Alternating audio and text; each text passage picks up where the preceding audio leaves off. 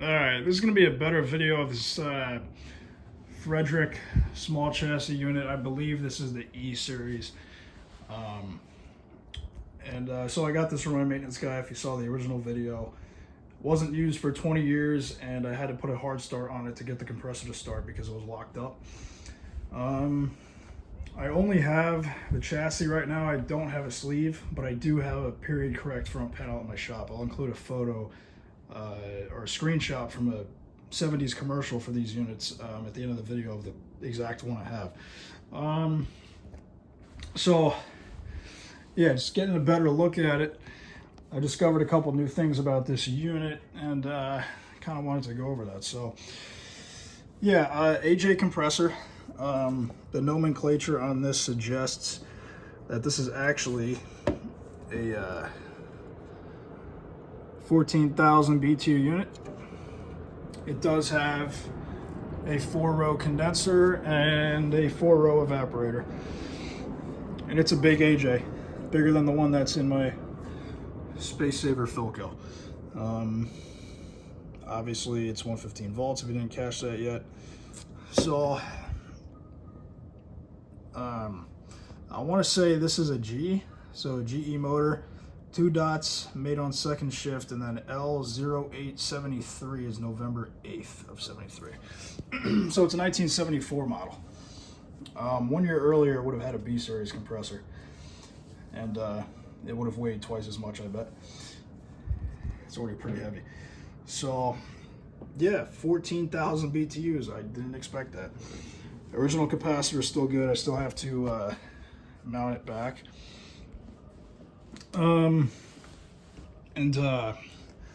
Yeah, when I got this, this was stuck in the vent, and 4 towels were stuffed in there as well, because I guess I just didn't want the winter drafts coming in. It is a plastic squirrel cage blower. I'm going to be replacing all the insulation in here. And it came with only one of these deflectors. Shit. Which I want to say this looks factory, but I don't see where it would mount. So I don't know, it's kind of just floating in there for now.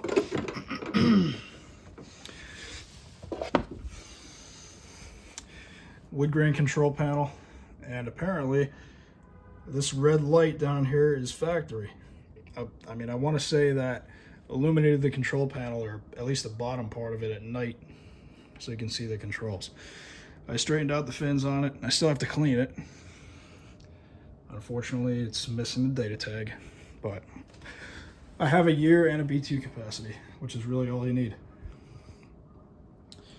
The base pan. Usually these are completely gone and the condensers are falling out, but it's still solid. Somebody did some trickery here with some caulking, so they kind of repaired the bottom part of the pan. Right there it's rotted, but they sort of repaired it. Anybody know what the purpose of the screen was? GE motor. Oh yeah, that coil is plugged. These superheater lines running along the bottom. This will be getting a full restoration too. Somebody went over it with some black paint. Right there you can kind of see the base pan separated. And this is a 35-10 capacitor. So 35 microfarads for the compressor and 10 for the fan. It's pretty serious. 35 is what a 2.5 ton central air unit takes. Put a zip tie on the cap too because it rattled a lot. But yeah, the winding resistance checked out fine. So yeah, all right. Time to fire it up. So we'll start with low fan so you can hear how quiet it actually is.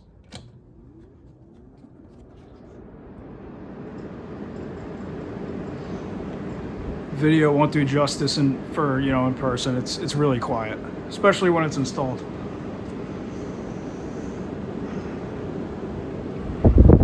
So that's low. Can go up to low medium. medium, medium high, and high. Crap ton of CFMs coming out of there. Yeah, I'd say this thing is every bit of 14K.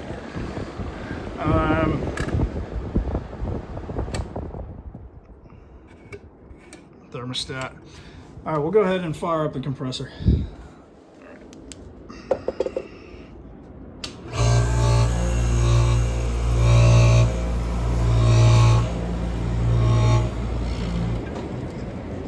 Yeah, this thing has been having trouble with slugging liquid recently. I mean, after it locked up, it's permanently damaged, I think. I'll try and restart it again once the pressure settle.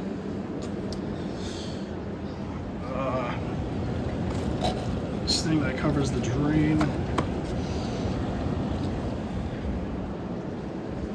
Yeah, I don't like that at all.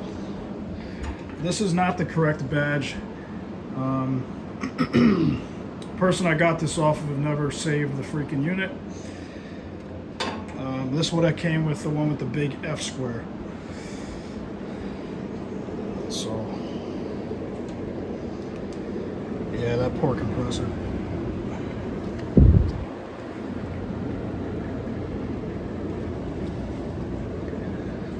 Let the pressure settle down for a second.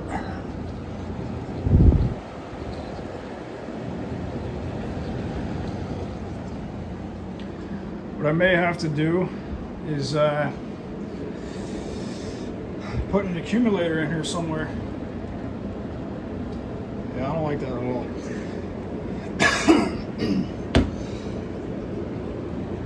I did have this running a little bit ago for probably a couple hours just to see if it would iron itself out. So I can't hold my hand on the bottom part of the compressor. It's hot.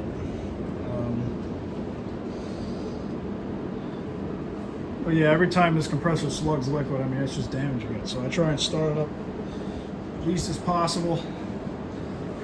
But just now, I thought if I let it run, it would just completely slug it. So I do it in short bursts before I let it run. All right, let's see if we can try it again. And the money, well, not money saver because it doesn't save money. Automatic fan works. Yeah, we'll kick it on like this. Whoa, not good. Okay, let me come back. Okay, let's try it again now. Hopefully it doesn't kill itself.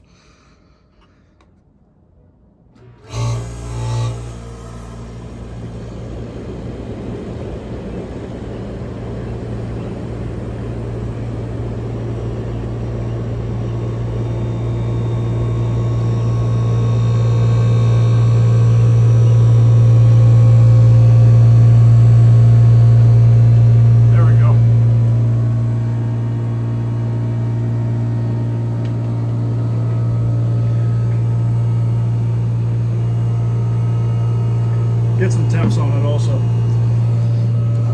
Where did I put my... There we go.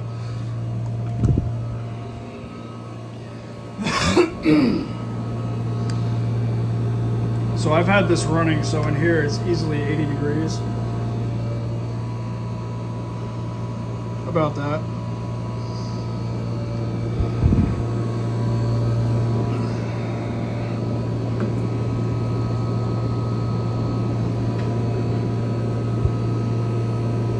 It's on a medium right now. Once it's running, it's happy, but it sounds like hell on startup. So, yeah, any pointers or advice would be greatly appreciated on how I can fix that. Although I'm pretty sure I can. It's just, you know, it's fucked. So, run it till it drops kind of thing. But yeah, AJ8514E, so 14,000 BTUs.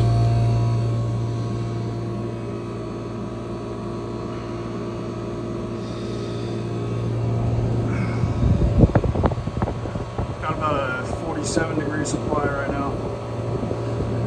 Lowest I've seen it get was 45. So, And it doesn't have a TXV, it's not installed, so you know, you kind of have to consider all those things. I was getting some pretty hot condenser temperatures on it earlier though, like 129. I'm pretty sure the coils are dirty, so put it to low.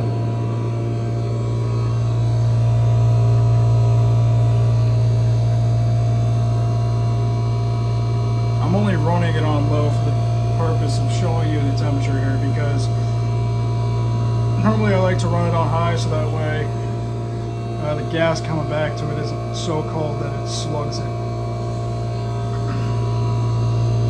What I may do is put a longer cap tube in there too.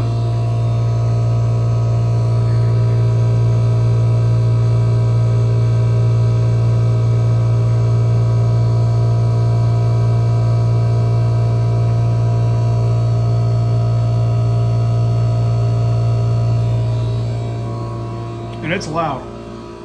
You can hear it from a little bit away. It sounds like a Bristol.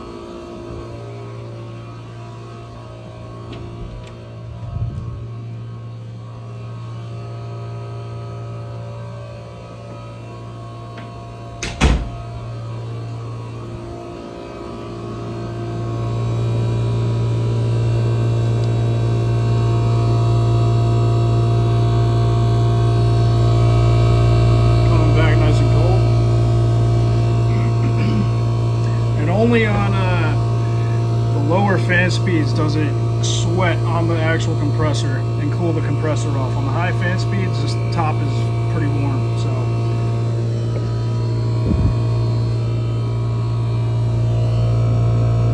It'll get up higher than that. I saw 129 before. But yeah. So it cools, but I'm a little concerned about that compressor. But anyway, find a period correct sleeve. I have a front panel for it. I'll restore it, and it should be good.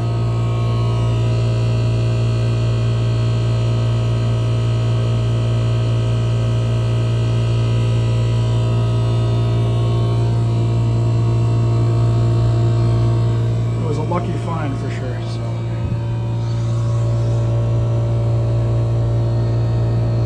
Yeah, vintage units never died. People just stopped using them. One of the main reasons they died is because the dissimilar metals down here, steel and copper, vibrates holes.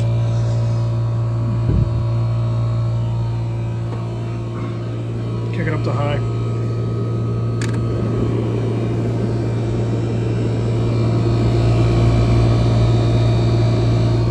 So yeah, try not to make this video too long. But there it is. That's it for this one.